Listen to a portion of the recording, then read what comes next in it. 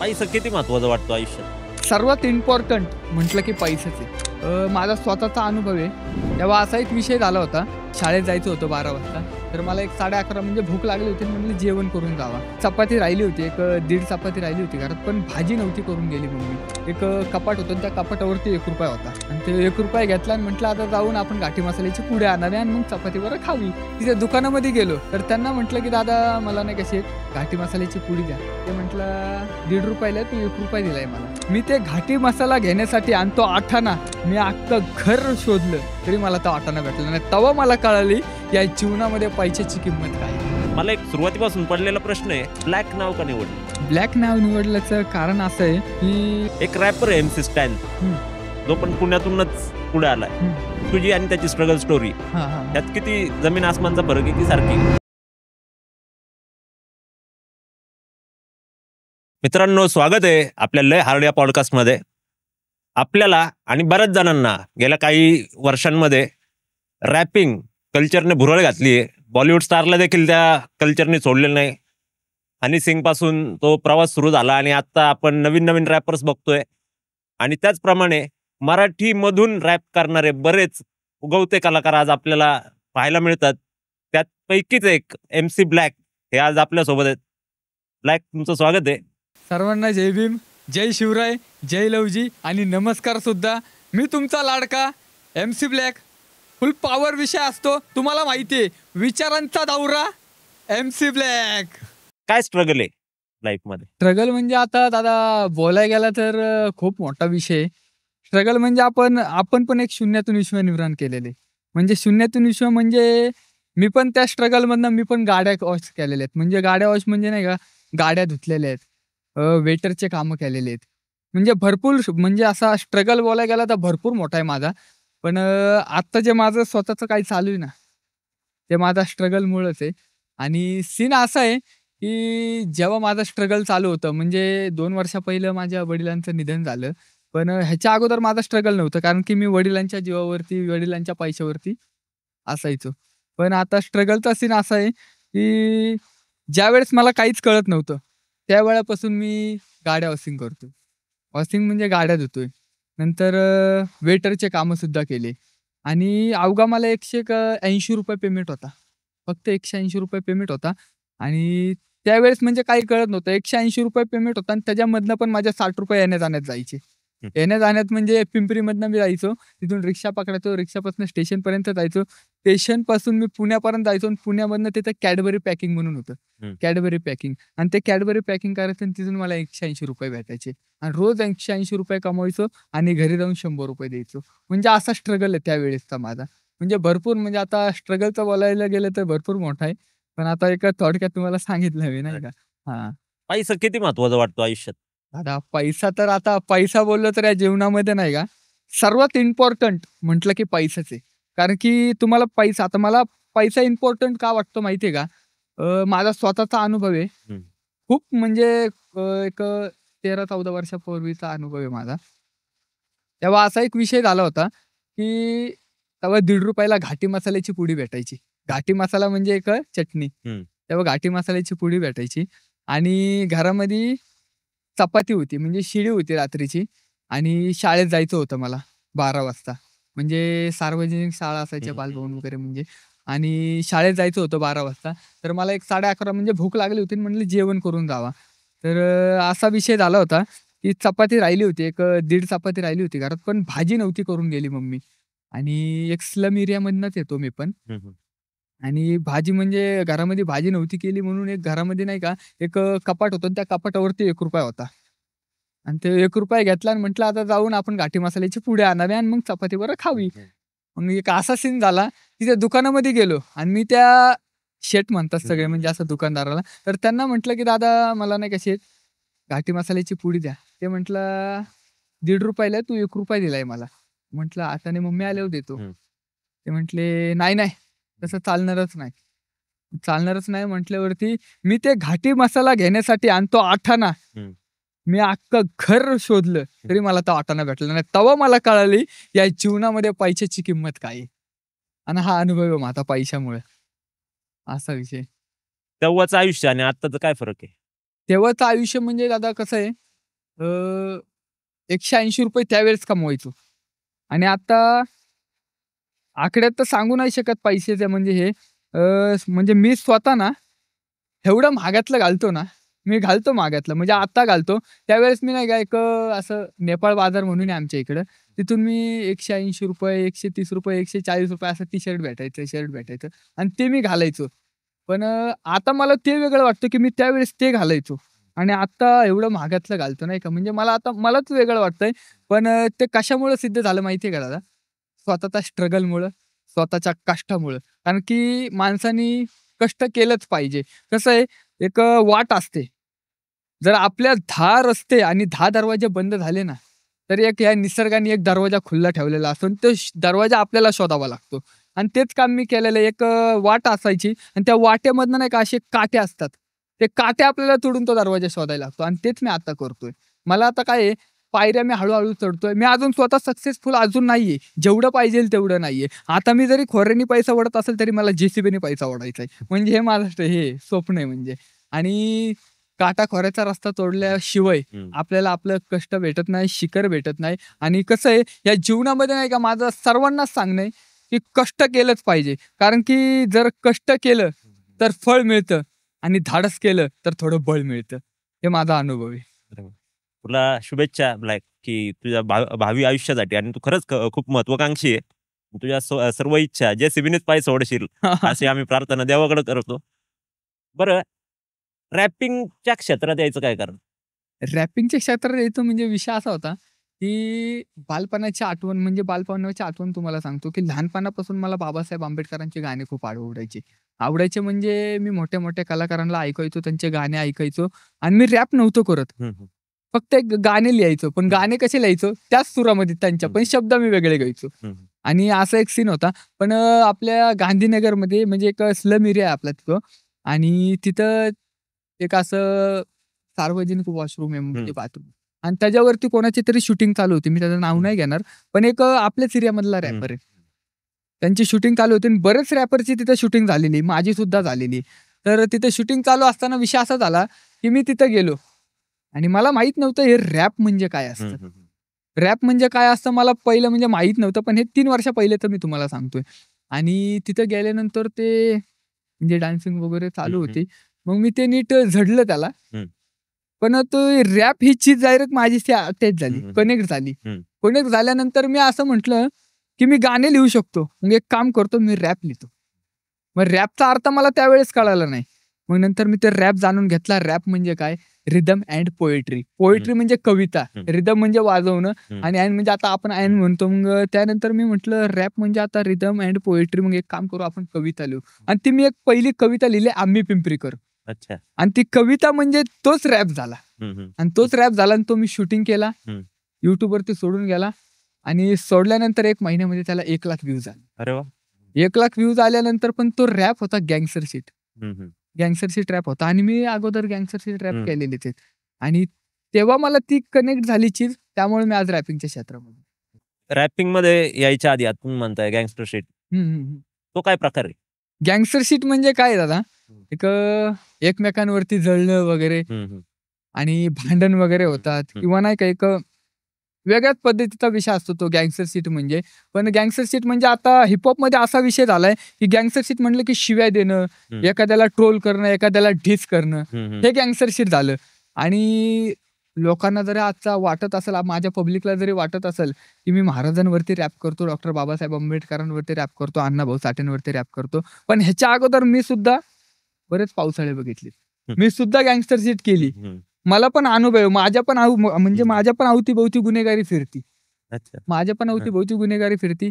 पण गुन्हेगारी आणि हे गँगस्टर शीट हे आपल्याला स्वतःच्या अंगाला झटून घ्यायची की नाही, हे आपल्यावरती आहे. म्हणजे 4-5 रस्ते दिलेलेत. पण आपल्याला कोणत्या रस्त्यावरती जायचं हे आपलं म्हणजे स्वतःचं असतं निवड. आणि तेच मी निवडलेलं आहे. मग मी गँगस्टर शीटमध्ये खूप रॅप केले. पण त्यानंतर मी डॉक्टर बाबासाहेब आंबेडकर, महात्मा ज्योतिबा फुले म्हणजे जेवढे आपले महापुरुष आहेत ना, मी त्यांच्यावरती रॅप चालू केली आणि त्यांचं एक इतिहास सांगण्याचा प्रयत्न मी आपल्या पब्लिकला करतो. पण आपल्या महापुरुषांचा इतिहास, छत्रपती शिवाजी महाराज असतील, डॉक्टर बाबासाहेब आंबेडकर असतील, महात्मा फुले असतील, अण्णाभाऊ साठे असतील, यांचा इतिहास सांगावा रॅपच्या माध्यमातून, असं का वाटलं? आणि दादा विषय असा झाला होता हं. की बुद्ध विहार असते एक बुद्ध हं, विहार हं. आणि दर संडेला बुद्ध वंदना असते बुद्ध विहारामध्ये आणि तेव्हा मी त्या बुद्ध वंदनेला दर संडेला जायचो. दर संडेला जायचो तर असा विषय व्हायचा की मला आवड पहिल्यापासून आहे त्या गोष्टीची. तर एकदा मी सहज असं उठलो आणि एक स्पीच देत होतो. हं. स्पीच देत होतो आणि स्पीच देताना असा विषय झाला की मी बाबासाहेब आंबेडकर, छत्रपती शिवाजी महाराजांचा इतिहास सांगत होतो. पण ते सांगताना नाही का काही लोकं उठून गेली. हं, हं. काही लोकं फोनमध्ये होती. हं. काही लोकं सहज असेच बसलेत, काही लोकं बोर झालेत. म्हणजे काही लोकांना असं वाटतं, की तो इतिहास वाचावा नाही. हां, जर छत्रपती शिवाजी महाराज, डॉक्टर बाबासाहेब आंबेडकर, अण्णाभाऊ साठेंची जयंती आली, तर तेव्हा आपण नाचतो. हं. तेव्हा आपण जय भीम बोलतो, जय लवजी बोलतो, जय शिवराय बोलतो. म्हणजे तेव्हा तुम्हाला सर्व आठवतं. मग ह्यांचा इतिहास वाचायला तुम्हाला का नकोय? मला हे म्हणणं आहे. मग त्यावेळेस ते उठून गेली आणि गेल्यानंतर हा विचार माझ्या डोक्यामध्ये आला. केव्हा? जेव्हा मी रॅपिंग स्टार्ट केली तेव्हा. आणि रॅपिंग स्टार्ट केल्यानंतर गँगस्टर शीट संपली आणि गँगस्टर शीट चालूच होती माझी आणि त्यानंतर असा विषय झाला, की मी म्हटलं आता हे तर उठून गेलेत. मग एक काम करावं आता ह्या म्हणजे आता काय चालू आहे? रॅप चालू आहे. मग एक काम करू म्हटलं, आपण रॅपिंगच्या माध्यमातून महापुरुषांचं हं, हं. इतिहास सांगू. मग लोकं ऐकतील आणि पहिला रॅप मी काढला. पहिला रॅप सहज काढला आणि तो मिक्स केला डॉक्टर बाबासाहेब आंबेडकर आणि छत्रपती शिवाजी महाराज यांच्या इतिहासावरती मी तो रॅप लिहिला आणि पहिलाच रॅप माझा 2 मिलियन पार झाला. अरे वाह! मग मी म्हटलं, की तिथं माझे 4-5 जण लोकं उठून गेलेत. हं. पण रॅपिंगच्या माध्यमातून आज 2 मिलियन लोकं ऐकतायत. मग मला तेव्हा भारी वाटलं. हं, हं. मग तेव्हापासून मी इतिहास सांगायला चालू केलं आणि आज हं. तेव्हा माझे 600 फॉलोअर्स होते. आज 2 लाखाच्या घरामध्ये त्यांच्या आशीर्वादानं आहे. आपल्या महापुरुषांच्या आणि त्यांच्यामुळेच मी आज इथं आहे आणि त्यांच्यामुळेच आपण आहेत. असा विषय आणि इतिहास वाचलाच पाहिजे. कसं आहे स्पीच चालू असताना मोबाईलमध्ये बघणं किंवा काहीतरी गेम खेळणं किंवा उठून जाणं. छत्रपती शिवाजी महाराजांचा इतिहास सांगत असताना नाही का, काही लोकं मोबाईलमध्ये बघत असतात. काही गेम खेळत असतात. पण हे नकोय म्हणून मी तेव्हा स्टार्ट केलं. पण मला म्हणायचंय हे हातं नाही का हे हातं, हं. त्यांना गेम खेळण्यासाठी नाही दिली. हे हातं त्यांना उठून जाण्यासाठी नाही दिले. हे हातं त्यांना सिगारेट पियायला नाही दिले. हे हातं त्यांना तंबाखू मळण्यासाठी नाही दिले. तर हे हातं त्यांना आपल्या आई-वडिलांचे आणि या महापुरुषांची सेवा करण्यासाठी या निसर्गाने दिलेली देणगी आहे, असं मला वाटतं. वाह! खरंच ब्लॅक तुझे विचार खूप छान आहेत. मला एक सुरुवातीपासून पडलेला प्रश्न आहे. ब्लॅक नाव का निवडलं? ब्लॅक नाव निवडल्याचं कारण असं आहे, की लहानपणापासून मला बोलायचे काळ्या. अच्छा. काळ्या बोलायचे आणि हं. रॅपिंगच्या क्षेत्रामध्ये जेव्हा मी उतरलो, हं. तेव्हा मी म्हटलं काहीतरी युनिक नाव ठेवू आपण. मग काळ्या बोलायचे तर मग बघता विषय असा झाला, की 2 दिवस आठवण्यातच गेले. मग मी एम-सी म्हणजे काय? हं, हं. एम-सी म्हणजे काय? मग मी त्याचं मीनिंग काढलं. हं. मीनिंग काढल्यानंतर त्या मीनिंग असं झालं, की माईक कंट्रोलर म्हणजे एम-सी अच्छा. आणि ऑलरेडी मी माईक कंट्रोलर आहेच हं, हं, पहिल्यापासून. हं, हं. मग मी असा विचार केला, की एम-सी तर टाकू, पण मला आता काळ्या म्हटलं जातं. हं. आता काळा विषय म्हटलं, की इंग्लिशमधनं येतं ब्लॅक. ब्लॅक. म्हटलं आपण एम-सी ब्लॅक टाकू आणि तेच एम-सी ब्लॅक आज ब्रँड झालं. अरे वाह! वाह! असा विषय तो. तर आपण या सगळ्यातून जातोय. बऱ्याच गोष्टी बोललो आपण. बरोबर. स्ट्रगल काय होतं, कसं होतं हां, हां. आणि महापुरुषांबद्दल सुद्धा आपण विचार मांडले. पुणे आता लीड करतंय रॅपिंगला. बरोबर. पी टाउन ज्याला म्हणलं जातं. हां. पुणे लीड करतंय. संबाटा असेल, हो. रॉकसन असेल. हं. यांच्यामध्ये तू स्वतःला कुठे बघतो? मी स्वतःला तर कुठे बघत नाही दादा. असा विषय आहे, की कोणताच रॅपर कमी नाहीये. हं. मी जर म्हणत असेल स्वतःला, की नाही मी त्यांच्यापेक्षा भारी, हे तर माझी चुकीची गोष्ट आहे. कारण की कोणच कुणाला कमी नाही. ते जर माझ्या एक पट असतील, तर मी त्यांच्यापेक्षा दुप्पट आहे आणि मी जर दुप्पट असेल, तर ते 3 तीन पट पट. आहेत. म्हणजे कसं आहे, हर एक रॅपर त्यांच्या माध्यमामध्ये आणि त्यांच्या स्थिर आहे. हं, हं. त्यांनी स्वतःचा स्तंभ त्यांनी उभा केलाय. तर मी त्यांच्याविषयी काहीच बोलू शकत नाही. मी फक्त एवढंच बोलू शकतो, की त्याच लोकांना नाही तर या पुण्यामधल्या हर एक रॅपरला माझा सॅल्यूट आहे. कारण की आपण एंटरटेनमेंट करतो. रॅपमधनं आपण सगळं सांगतो. एक जात, धर्म, नीच, उच्च, श्रीमंत, गरीब, स्त्री, पुरुष, सजीव, निर्जीव ह्या सर्वांचा ह्या रॅपर लोकांना सलाम असतो. कारण की एंटरटेनमेंट आम्ही तुम्हाला करतो, पण आम्ही आयुष्यभर त्या कागदाचे गुलाम असतो. असा विषय. बरंच छान बोलतोय तू ब्लॅक. मला असं विचारायचं होतं की आता याच्या पुढे स्वतःला कुठे बघतोय तू? स्वतःला कुठे बघतो म्हणजे दादा असा विषय आहे, की मला तर आता एक टॉपला बघायचंय. मला स्वतःला मला एकदम उच्च लेव्हलला बघायचंय आणि मी स्वतःमध्ये नाही का, लेजंड तर नाही म्हणता येणार, पण मी लेजंड होऊन दाखवणार. ही गोष्ट मी म्हणणार, हे म्हणजे टॉपला येणार. जर गँगस्टरशिप करून तुम्ही जर टॉपला जात असाल, तर मी इतिहास सांगून नक्कीच टॉपला जाईल. बरोबर? आणि मला टॉपला तर जायचंच आहे. आणि विषय असा आहे, की म्हणजे एक रॅप आहे. म्हणजे आता मी स्वतःला बघणं म्हणजे असा विषय आहे, की ज्यावेळेस मी रॅपिंग चालू केली त्यावेळेस काही जणांनी माझे पाय सुद्धा घेतले. पाय सुद्धा आणि कोणत्याच माणसाला, कोणत्याच जवळच्या व्यक्तीला वाटत नाही, की हा आपल्यापासून जरा वरती जावा. हर एक माणसाला वाटतं, की नाही, आपण ह्याच्या पुढेच असावा. हे सर्वांनाच वाटतं. तेव्हा आपलं म्हणजे मला खूप खेचण्याचा प्रयत्न केला. पण मी आता माझं शिखराचं पाऊल हळू-हळू उठते आणि मला टॉपला म्हणजे स्वतःला वरती बघायचंय. टॉपला बघायचंय. पण माझी एक इच्छा आहे म्हणजे स्वतःची, की ज्या लोकांनी मला नाही का त्यावेळेस मला बघून हसत होते ना, मी ज्यावेळेस त्या शिखरावरती जाईन ना, त्यावेळेस मी दुनियावरती हसेन. हे माझं स्वप्न आहे आणि मी नक्कीच जे माझ्यावरती चढलेत मी त्यांच्यावरती बघून हसणारच. कारण की ज्यावेळेस तुम्ही माझ्यावरती हसायचे, आता मी टॉपला आहे, आता मी तुमच्यावर हसतो. हे तर मला करायचंच आहे आणि मी हसणार एक दिवस नक्कीच. त्याचा काही विषयच नाहीये. तू यशाच्या शिखरावर नक्कीच पोहोचशील. या शुभेच्छा तुला. धन्यवाद दादा. एक इतिहासातलं किंवा इतिहासावर आधारित तू रॅप बरेच केलेत. बरोबर. तर कोणतं रॅप असं आमच्या प्रेक्षकांना तुला ऐकवायला आवडत? इतिहास सांगतो म्हटल्यावरती मी तर छत्रपती शिवाजी महाराज आणि डॉक्टर बाबासाहेब आंबेडकरांवरती सांगायला मला खूप आवडेल आणि तो माझा पहिलाच रॅप आहे. जरी रॅपर लोकांना आत्ता नाही का, मला असं बोलायचंय, की भरपूर लोकांचे म्हणजे भरपूर रॅपर्स नाही का आता एक 10-15 रॅप रिलीज असतील. पण माझे इन्स्टावरचे जर आपण रॅप एकत्र केले ना, तर माझे नाही का 4-4, 5-5 मिनिटाचे नाही म्हणता 20 ते 30 रॅप तयार होतील आणि ते सगळे मला पाठ आहेत. मला 512 रॅप पाठ आहेत स्वतःला. आणि जो मी पहिला रॅप लिहिला होता का इन्स्टावरती, मी तो तुम्हाला सांगतो, की तो बाबासाहेबांनी छत्रपती शिवाजी महाराजांवरती लिहिला होता. तो रॅप असा होता, की माझ्या शिवबाने वाघनाकाने अफजल खानाला उभा फाडला. माझ्या बा भीमाने लेखणीने म्हणू वाद्याला मातीत गाडला.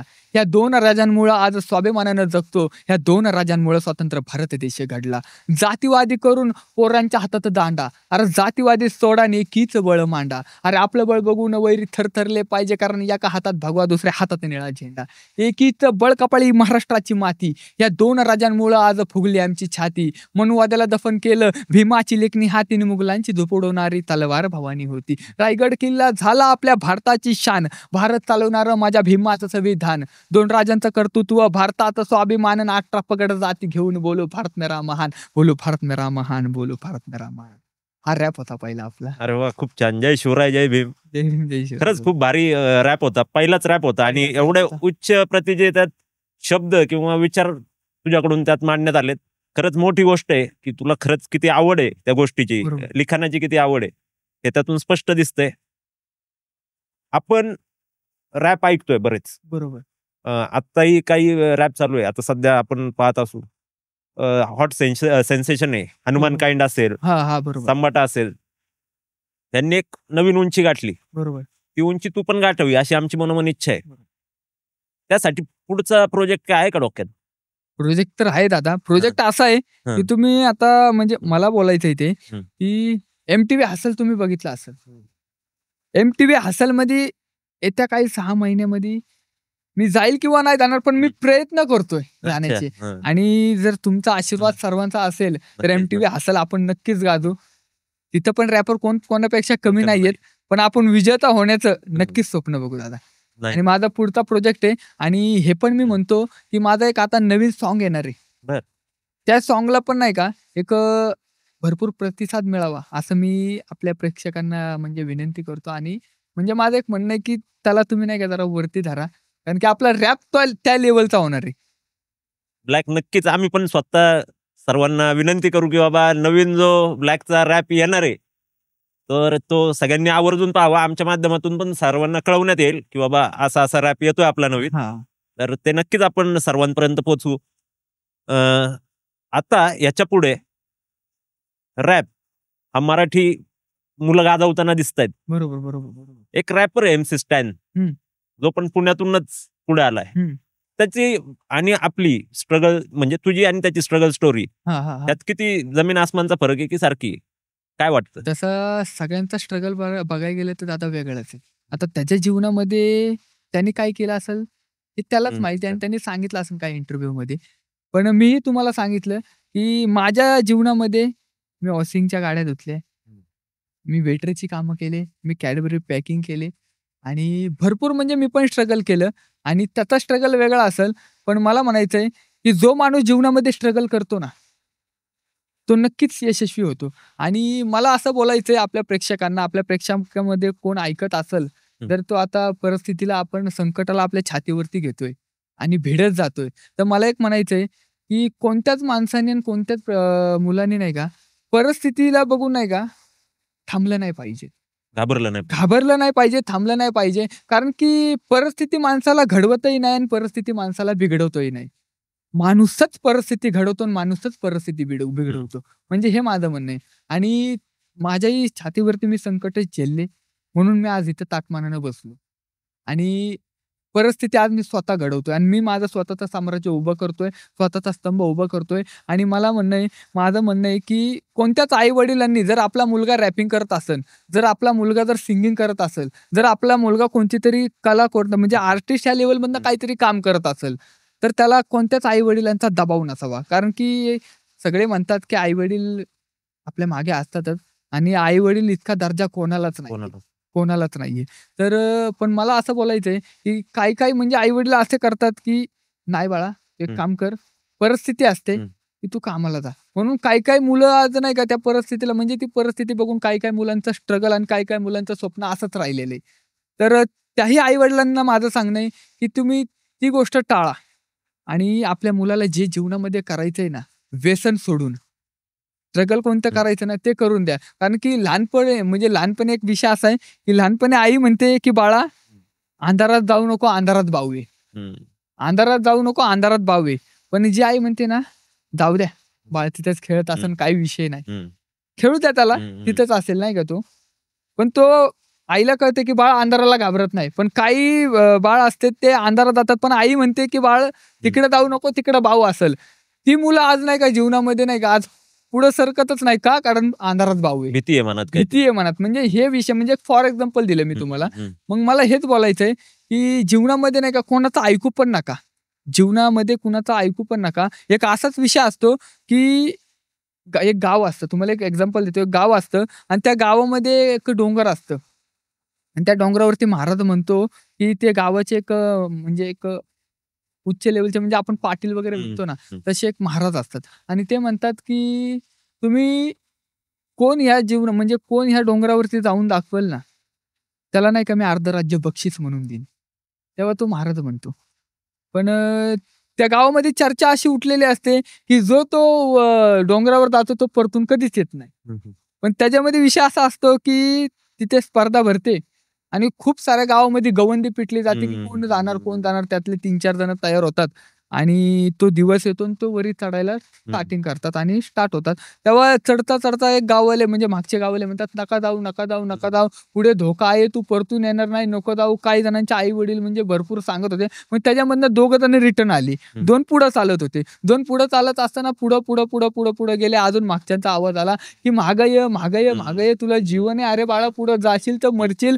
ते एक मागं बघतो, अरे 2 तर गायब आहे. मग हा पण मागे जातो. पण एक जो असतो तो स्ट्रेट पुढे जात असतो आणि पुढे गेल्यानंतर डोंगरावरचा झेंडा काढतो, खाली येतो, त्याला खांद्यावरती घेतलं जातं. अख्ख्या गावामध्ये जल्लोष, अख्ख्या गावामध्ये हे. आणि तेव्हा तो महाराज त्याला विचारत असतात की तू कसं केलं. तेवढ्यात एखादा म्हातारा साईडचा म्हणतो की महाराज तो कानाने बाहेर आहे. म्हणजे माझा तात्पर्य म्हणण्याचा विषय असा आहे की तुम्ही लोकांसाठी बाहेर व्हा, तुमचा विजय आहे. बरोबर, माझा असा विषय. नाही, खरंच खूप छान. सुरुवात झाली रॅपिंगची, बरोबर, तेव्हापासून काही साथी सोबत असतील, दोस्त मित्र सोबत असतील. राजकारण प्रत्येक ठिकाणी, बरोबर, प्रत्येक क्षेत्रात आहे. किती जण टिकले आतापर्यंत तर दादा बोलायला गेलं तर नाही का, माझ्यासोबत मी रॅपिंग 3 वर्ष पहिले स्टार्टिंग केली. जेव्हा स्टार्टिंग केली ना, त्यावेळेस माझ्याबरोबर एक 6-7 जण कंटिन्युअसली असायचे. आता त्यातले ते 7 जण पण मला बोलत नाही. पण मी त्यानंतर तुम्हाला म्हटलं मी एक माझा एरिया आहे स्लम एरिया. तिथे म्हणजे एक मित्र असेच भेटले मला 2-3 आणि अजून पण ते माझ्यासोबत आहेत. आणि या पॉडकास्टच्या म्हणजे ह्या सोबत पण आलेले आहेत माझ्या आणि ते 3 वर्ष झाले माझ्या सोबतच आहेत. अच्छा. आणि ते मला विषय असा असतो, की मला जेव्हा शूटिंग करायचं असतं ना, गाण्याचं वगैरे, तर ते स्वतः म्हणतात, की काय कमी पडले? आणि तेव्हा जे असायचे ना, तेव्हा म्हणायचे, "अरे भाई, मुझे भी कपडा लो. भाई मुझे भी ये लो, मुझे भी वो लो." मी नावं तर त्यांचे घेणार नाही, पण मला हे घ्या, मला पण ते घ्या, मला हे आवडलंय, ते आवडलंय. म्हणजे मला कधी सपोर्ट केला नाही. पण आता जे माझे मित्र आहेत ना, ते मला भरपूर सपोर्ट करतात आणि मला माहिती आहे, की मी जेव्हा माझ्या शिखराच्या टोकावरती जाणार ना, तर त्या शिखराच्या टोकावरती नक्की त्यांना हात वरती देणार आणि त्यांना पण वरती घेणार. कारण त्यांनी मी जर पुढे जात असेल, तर त्यांनी मला पुढे ढकललंय. मग मला त्यांना घेणं भाग येतं आणि मी ते करणारच. माझ्या मित्रांना पण सोबत घेणार आणि ते माझे होमीज आहेत आणि माझ्यासोबत कट्टर आहेत. माझ्यासोबत कधीच जागा करणार नाहीत ही मला म्हणजे एक माझं मन म्हणतं असा विषय.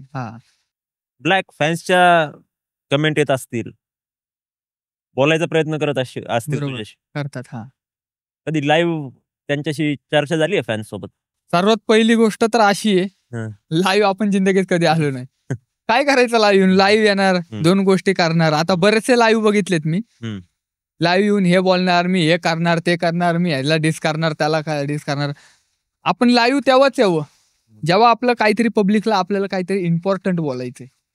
पण उगाच टाइमपास म्हणून लाईव्ह येणं हे आपल्याला पण योग्य वाटत नाही. आणि मी जिंदगीत आता मी 600 फॉलोअर्सवरनं 2 लाख फॉलोअर्सवरती आलोय. पण मी आतापर्यंत लाईव्ह नाही. पण लाईव्ह मी त्यावेळेस येणार, ज्यावेळेस आता माझं नवीन सॉन्ग येणार आहे ना, त्याच्या अगोदर मी लाईव्ह येणार आणि सगळ्या पब्लिकला भेटणार, त्यांचे विचार जाणून घेणार, माझे विचार त्यांना देणार आणि तेव्हा मी लाईव्ह येणार. पण माझं आता कामच नाही लाईव्ह, म्हणून मी त्यांना बोलत नाही. आणि विषय असा आहे, DM मध्ये मला मेसेज येतात, पण मी त्यांना काही जणांना रिप्लाय भेटतो, काही जणांना भेटत नाही. कारण की कामानिमित्त आपण पण असतो आणि तेही असतात. म्हणून मी DM ला काही जणांना मेसेज करतो, काही जणांना नाही. आणि विषय असा आहे, की आता कोण जर मला बघत असेल, तर मला त्यांना एक म्हणणं आहे, की तुम्ही जर मला DM ला मेसेज केला असेल तर आणि मी रिप्लाय दिला नसेल, तर पहिली गोष्ट सॉरी. कारण की आपण नाही का कामामध्ये असतो आणि नक्कीच कधी ना कधी तुम्हाला रिप्लाय भेटून जाईल, याची तुम्ही म्हणजे वेट करा, माझं असं म्हणणं आहे. बरेच महापुरुषांवर रॅप बनवले तू. बरोबर. डॉक्टर बाबासाहेब आंबेडकर यांचं किती महत्व आहे तुझ्या आयुष्यात? माझ्या आयुष्यामध्ये डॉक्टर बाबासाहेब आंबेडकरांचं महत्व बोलायला गेलं तर दादा, पहिली गोष्ट नाही का, त्यांना महत्व माझ्या आयुष्यामध्ये किती आहे हे बोलण्याला मला आता शब्द कमी पडतील. कारण की मी जेव्हा रॅप लिहायला बसतो ना, मला माहिती आहे माझ्या साईडला शब्दांचा मेळा भरतो. पण आता मला शब्दांचा मेळा नाही, कारण की त्यांचं आयुष्य माझ्या जीवनामध्ये काय हे मी शब्दात कधीच सांगू शकत नाही. एवढं आयुष्य माझ्या जीवनामध्ये, कारण की त्यांची उंची, आपण त्यांच्या चरणाची धूळ आहे. पण बाबासाहेब आंबेडकरांची उंची, बाबासाहेब आंबेडकरांचं आपल्या जीवनामधलं महत्व म्हणलं तर ते आभाळ जरी फाडलं तरी कमी आहे, असा विषय. आणि म्हणजे विषय कसा आहे, बाबासाहेब आंबेडकर म्हणजे संविधान निर्मिती केली. 7-8 वर्षाचा अभ्यास डॉक्टर बाबासाहेब आंबेडकरांनी 2 वर्ष 11 महिने आणि 18 दिवसामध्ये कंप्लीट केला. त्याच्यामध्ये 395 कलम डॉक्टर बाबासाहेब आंबेडकरांनी लिहिलेली आहे. आणि ही सर्वात मोठी गोष्ट आहे, म्हणजे 7 वर्षाचा अभ्यास 2 वर्षात करावा. आज डॉक्टर बाबासाहेब आंबेडकरांचं नाव ते इंग्लंडमध्ये बंगला आहे, म्हणजे बाबासाहेब आंबेडकरांचा बंगला आणि पुस्तकासाठी बंगला बांधलाय. आज मला असं म्हणायचंय, की 100 वर्ष माणसाचे झाले ना, तरी काही जणांचं घर बांधणं होत नाही.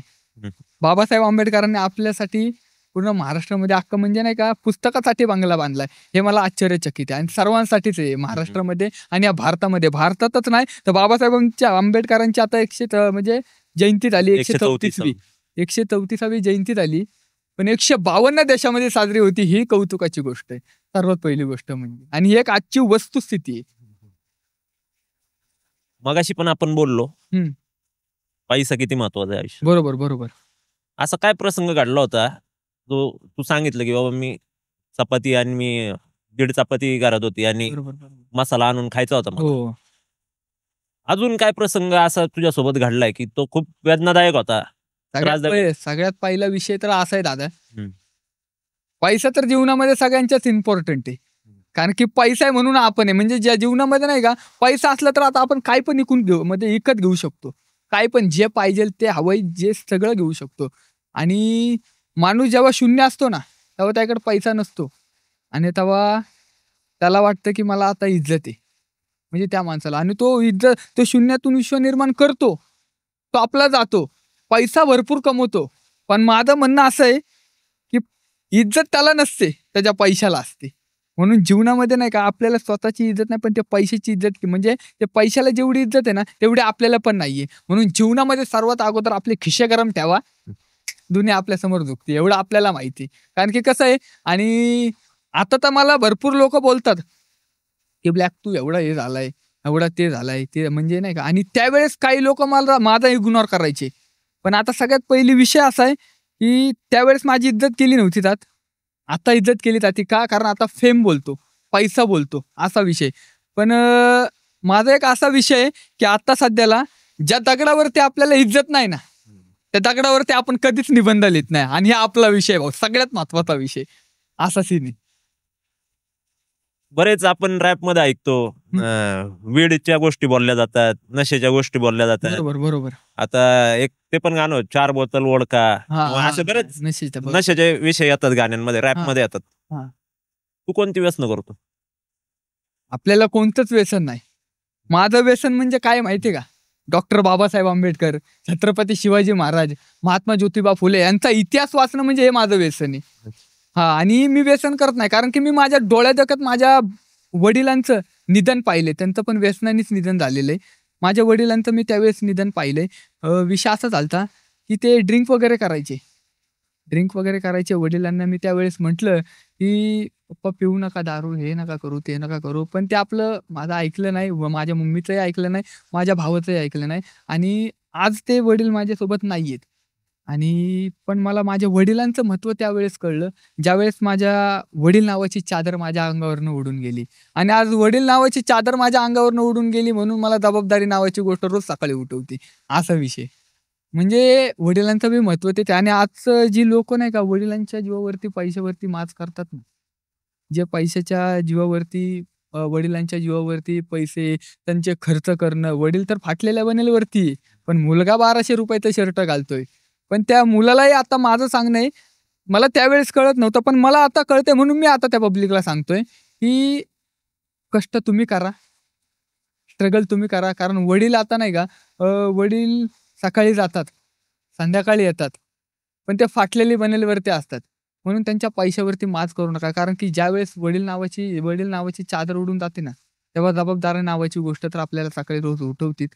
आणि वडील नावाची गोष्ट म्हणजे जगामध्ये सगळ्यात इम्पॉर्टंट आहे. म्हणजे कसं आहे, वडील गेले म्हणजे आपल्या रथाच्या एक चाक गेला, आपल्या जीवनाचं एक चाक गेला, असं आहे. आणि आई नावाची गोष्ट ते उरलेली असते. पण ती गाडी ओढण्यासाठी एक गाडी चाक लागतेच. आणि तेच चाक आज माझ्यासोबत नाही, आणि त्याचं मला खूप वाईट वाटतं. बरंच स्ट्रगल तू केलंय. हम्म. स्ट्रगल लाईफ मधून तू पुढे आलाय. आज तू चांगलं नाव कमवतोय, फेम मिळालंय, त्याचबरोबर पैसा पण येतोय. बरोबर. पण माझं असं ऐकण्यात आलं काही तुझ्या मित्रांकडून की बाबा तू जे आतापर्यंत व्हिडिओ बनवत होता काही, बरोबर तर तुझ्या कॅमेऱ्याला मुंग्या यायच्या पार. बरोबर. तो काय विषय? बरोबर. तो काय विषय म्हणजे माहितीये का, हं. तो अजून पण माझ्या खिशात फोन आहे, अजून पण मुंग्या येतात. तर हा iPhone 8 आहे. हं. माझ्या मम्मीने घेऊन दिलेला आहे मला. हं. iPhone 8 आहे, तेव्हा 19,000 रुपयाला घेतला होता. हं. माझे 600 फॉलोअर्स पासनं 1,00,000 फॉलोअर्स पासनं पर्यंत हं. मी ह्या फोन मध्ये व्हिडिओ शूट केलेत. हं. आणि ह्या म्हणजे फोनला नाही का, कॅमेऱ्याला मुंग्या यायच्या, आणि अजून पण मुंग्या येतात. पण आज अशी परिस्थिती आली की मी एक पेटीचा फोन आहे ना, आज मी कॅश मध्ये घेतलाय. हे माझा डॉक्टर बाबासाहेब आंबेडकरांची कृपा, छत्रपती शिवाजी महाराजांची कृपा, माझ्या आई वडिलांची कृपा, आणि तुम्हा सर्वांची कृपा ही माझ्यावरती. मी आज एवढ्या ताटमानेने बसलोय, एवढ्या ताटमानेने आज जीवन जगतोय, असा विषय माझा. त्यावेळेस मला कॅमेऱ्याला मुंग्या यायच्या, आज मी एक पेटीचा मोबाईल घेऊन फिरतोय. मलाही म्हणजे अभिमानाचीच गोष्ट आहे. खरंच तुला पुढच्या पण वाटचाली शुभेच्छा. आता तू लाईव्ह शो पण करतोय का? लाईव्ह शो पण करतो. कुठे कुठे केले आतापर्यंत? आतापर्यंत मी पिंपरी चिंचवड मध्ये तो होतोच आपला. आमचे आमदार आहेत, आमदार साहेब मला दरवेळेस संधी देतात, तिथेही करतो मी. आणि बीड वगैरे आहे ना, त्या साईडला केलाय, परभणी साईडला केलेला आहे. आणि सिंगर आहेत एक, त्या सिंगर सोबत मी गुजरात साईडला केलाय. बर. हा. म्हणजे असे भरपूर शो केलेत. म्हणजे मला नाही का, लाईव्ह शो करताना नाही का, जेवढी पब्लिक असेल तेवढी मजा येते. तेवढी मजा येते. हा मला मला मी मान्य करतो, पहिलं मी गँगस्टर शीट वगैरे करायचो तेव्हा पब्लिक मला नावं ठेवायची. तेव्हा नावं ठेवायची. पण मी ते नावं ठेवून दिले. कारण की तेव्हा मी काहीतरी स्ट्रगल करत होतो ना, आताही स्ट्रगल करतो. आताही काहीतरी नावं ठेवतात. पण माझं म्हणणं एकच आहे, की त्या लोकांच्या बोलण्याला आपण घाबरायचं नाही. कारण की सामना चालू असताना दर्शक दंगा करतात, खेळाडू नाही. असा विषय. एखादं रॅप हं, हं, हं. जे एक मनापासून तुझ्या जवळ आहे एकदम. मनापासून. मी स्वतःच्या जीवनावरतीच लिहिला होता, हं. की तो असा रॅप आहे, की किती फिरलो उन्हात तानात 4 दिशेच्या पाहिला वाटा. चालता चालता पायामध्ये रुतायचा संकटाचा काटा. माझ्या पाये स्पर्श करून गेल्या समुद्राच्या लाटा आणि सांगून गेल्या घडलं तुझ्या जीवनाची गाथा. मग बघता बघता कष्टाच्या घामाने भिजून गेलो. वाट दिसेनासी झाली मनातून रुजून गेलो. वॉशिंगच्या गाड्या धुतल्यान वेटरचे काम केल्यान आई वडिलांच्या स्वप्नांचं ते शिखर सजून आलो. मग लेखनीने माझ्या जिंदगानी घडून गेली. माझ्या रॅपवरती कित्येकांची आई रडून गेली. माझ्या वडिलांना माझं ते यश पाहायचं होतं, पण त्या अगोदर बाप नावाची चादर ओढून गेली.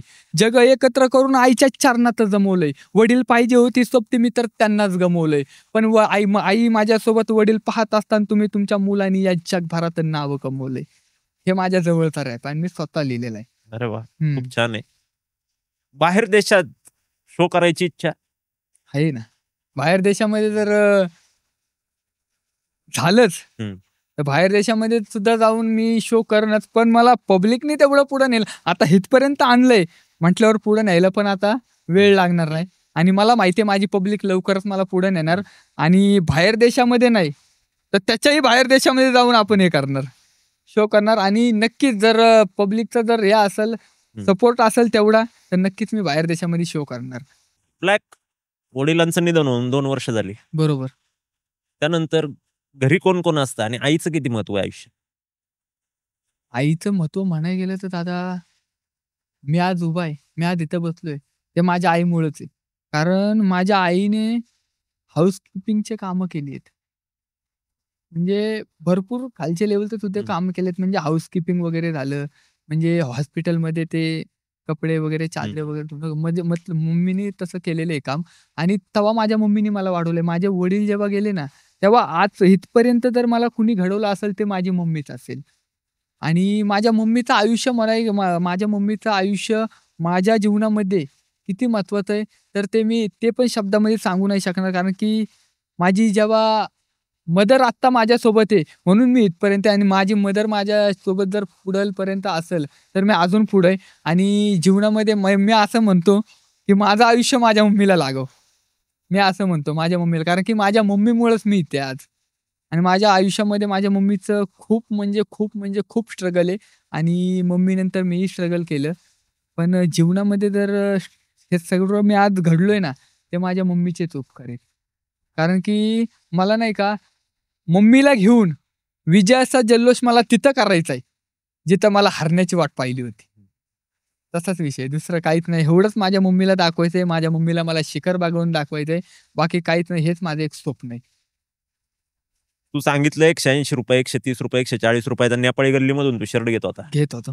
हा, त्यावेळेस जी लोक तुझ्याकडे बघून जो दृष्टिकोन होता बघायचा, आणि आता तू जो तुझा अटायर आहे ते बघून आता काय फरक आहे? लोकांच्या विचारसरणीत काय फरक पडलाय आणि बघण्यात काय फरक पडलाय? सगळ्यात पहिली गोष्ट बोलायला गेलं तर, तेव्हा मला बघायचे ते, तेव्हा हसायचे. तेव्हा मला काय म्हणजे वेगळं वाटत नव्हतं. हा माझी परिस्थिती ती आहे, मी तेच घालणार. आज माझी परिस्थिती जे मी ते घालतोय. आणि तुम्ही आता म्हटले की त्यांचा काय विचार आहे, तसल्या लोकांचे आपण विचारच करत नाही. सगळ्यात महत्वाची गोष्ट तर काही सीनच नाही. नक्कीच. आणि त्यांचा विचार केलाच नाही पाहिजे दादा. आपण जर कानाने बहिरे झालो ना, त्यांचा विचारच नाही केला पाहिजे, हा, तर आपण विजय. बरोबर. नाहीतर आपण तिथल्या तिथेच. हा, म्हणून तसल्या लोकांचा विचार करणं आपण पहिलं सोडायचं.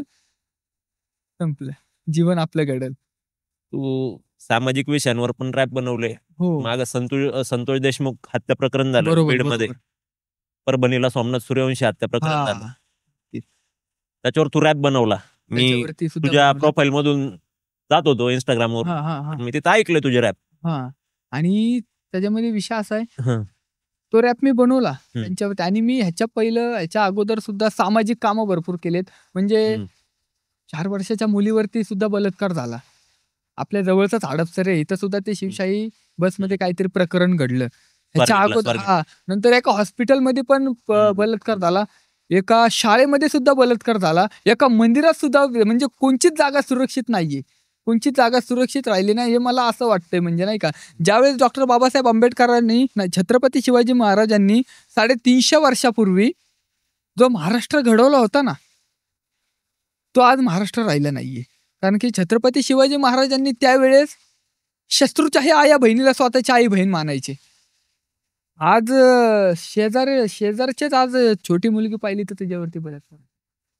म्हणजे खूप मोठी गोष्ट आहे. आणि काही लोक म्हणतात की हे छोटे कपडे घालून होतं, काही लोक म्हणतात आज छोटे कपडे घालतात हे. पण मला सांगा, छोटे कपडे घालणं हा वाईट नजर, ज्याची वाईट नजरच वाईट आहे त्याला आपण काहीच करू शकणार नाही, बरोबर.